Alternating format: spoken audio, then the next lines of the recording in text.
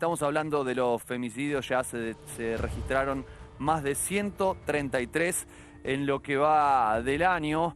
Y a su vez también vamos a hablar de otras cuestiones, sobre algunos fallos de la justicia que se dieron, sobre todo en la ciudad de Mar del Plata. Para eso estamos en comunicación en este momento con Soledad Deza. Ella es abogada de Mujeres por Mujeres. Soledad, ¿nos estás escuchando? Martín Bustamante te saluda.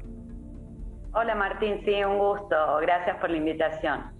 Bueno, lo mismo digo, muchísimas gracias, Soledad. Bueno, este dato, esta información que estamos contando es verdaderamente preocupante. ¿Por qué, a pesar de ser un tema que todos conocemos, que ya se puso tanto en escena y que verdaderamente está en agenda, continúa sucediendo y la cantidad de casos no baja, no desciende? Y bueno, a ver, para erradicar la violencia en razón del género necesitamos fuertes cambios de los patrones culturales, que son los que favorecen un lugar de subordinación en términos de género, ¿no? Los que vuelven los cuerpos feminizados apropiables, violables, matables. Entonces, quizás las medidas que hemos tenido últimamente o en este último tiempo, además de medidas legislativas, quizás han ido en dirección a incrementar penas, a crear delitos y demás. Lo que pasa es que esa solución llega siempre tarde. Claro. Entonces, lo que necesitamos son que se incrementen las campañas de difusión acerca de los derechos, que haya mayor articulación interinstitucional a la hora que una víctima denuncie, que las consultas sean atendidas y abordadas de forma interdisciplinaria, que las respuestas institucionales del Estado sean diversas y no homogeneicen las realidades para darles a todas las que consultan lo mismo, de manera tal que sea injusto o que sea impotente, si se quiere, ¿no? Hace falta una política transversal donde la educación, me parece a mí, tiene que ser central. Y a la hora de las denuncias, ¿qué sucede? Porque, por ejemplo, allí está la posibilidad de implementar está el botón antipánico que se implementa en muchos casos, que muchas veces se dice que no funciona, pero también tenemos el caso de las tobilleras que se han aplicado y creo, según la información que pude relevar, que en esos casos sí fue efectivo el funcionamiento, pero lamentablemente son pocas. ¿Te parece que a la hora de intervenir concretamente en una denuncia hay una solución más concreta que pueda ser más efectiva? A ver, me parece que por un lado el Poder Judicial está actuando de forma muy laxa con el tema, ¿no? Las medidas de protección no se controlan, no se suelen supervisar, se dicta una orden de restricción y pareciera que allí terminó el caso. O sea, hay obligaciones judiciales de supervisión de esas medidas que son imprescindibles.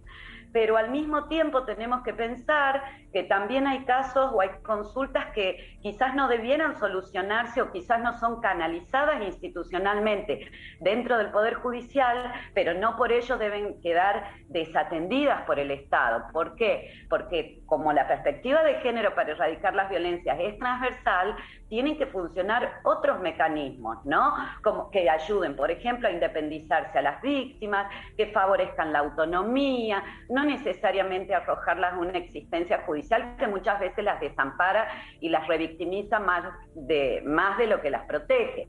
Y eso sin entrar a analizar que muchas veces la sobrecarga en las espaldas de quienes denuncian, digo la sobrecarga procesal que supone exponer la intimidad en un proceso y demás, pone el foco demasiado en la vigilancia de la víctima y quizás es hora de que pongamos el foco en los agresores, ¿no? Hay que traerlos a los estrados judiciales, hay que tratar de implementar políticas para que cambien sus comportamientos, o sea, no es todo enter y cárcel, ¿no?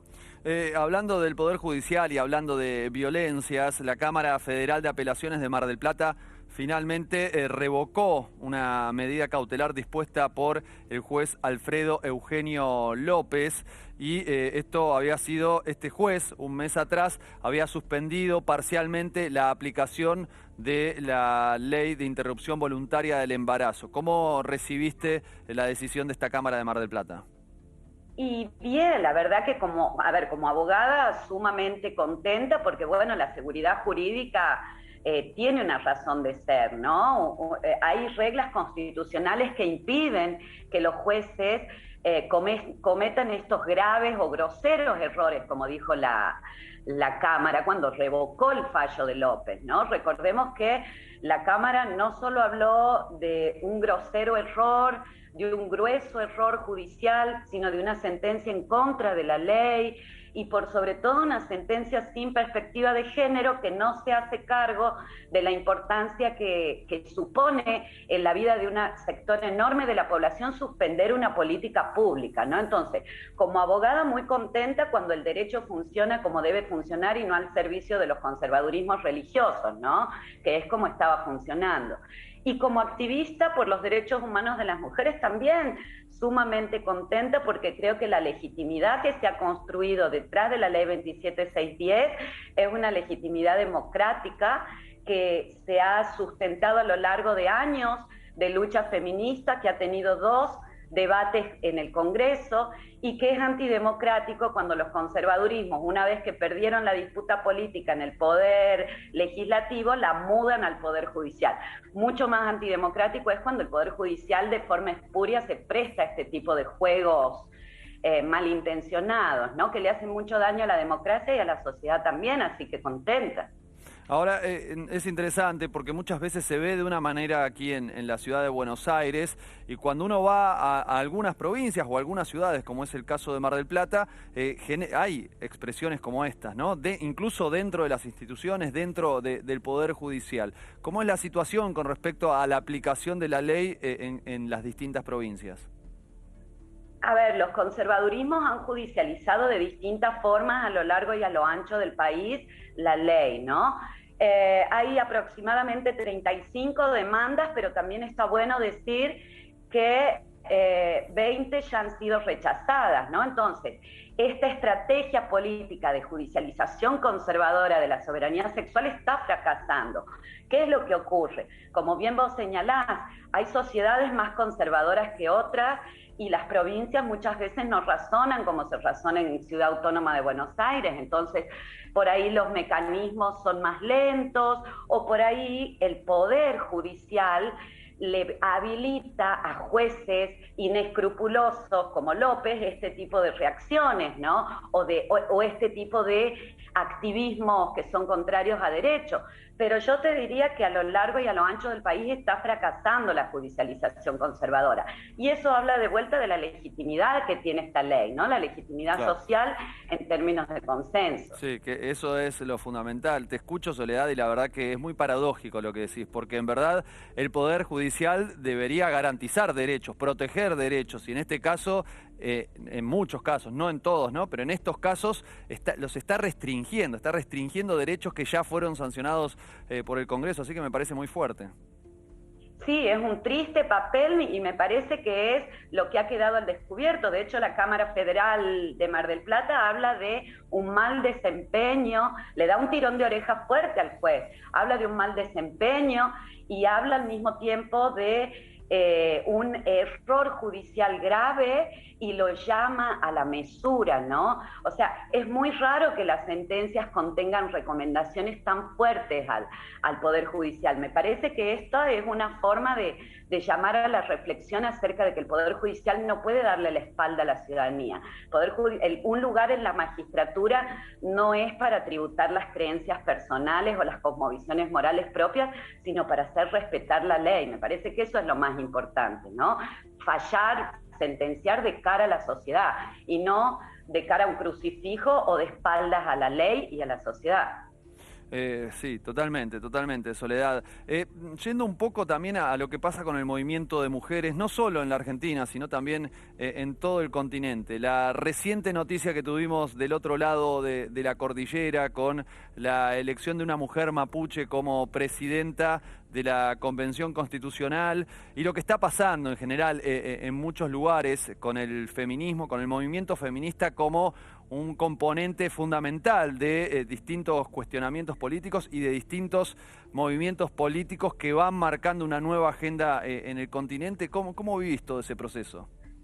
Y bien, yo creo que a propósito de del advenimiento de las últimas, o de la reinstalación de las últimas políticas neoliberales a nivel global, con el recrudecimiento de las desigualdades sociales. Yo creo que en los últimos años el movimiento de mujeres, los feminismos en sus distintas expresiones, los transfeminismos, se han convertido en actores estratégicos de las transformaciones sociales a lo largo y a lo ancho de la región, de Latinoamérica y el Caribe, también del mundo, pero por sobre todo se han convertido en actores estratégicos de la defensa de los derechos conquistados, ¿no? De la lucha contra las injusticias y en última instancia de actores estratégicos y protagonistas de la erradicación de las violencias y las subalternidades de género.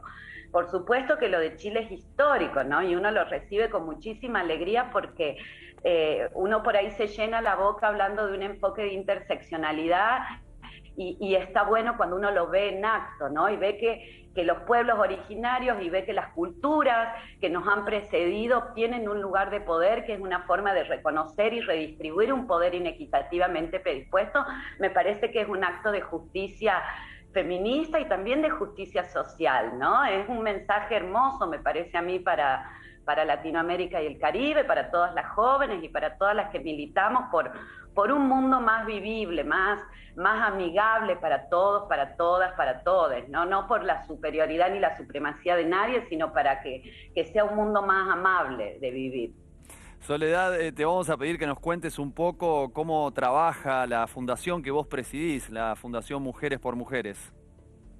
Nosotras estamos en Tucumán, somos una organización interdisciplinaria, donde hay abogadas, estudiantes de abogacía, psicólogas, estudiantes de psicología, estudiantes de trabajo social, y lo que hacemos es trabajar principalmente derechos sexuales reproductivos y no reproductivos y violencias, ¿no? Entonces nuestro trabajo tiene que ver con la investigación, con la producción de insumos, pero al mismo tiempo con el litigio.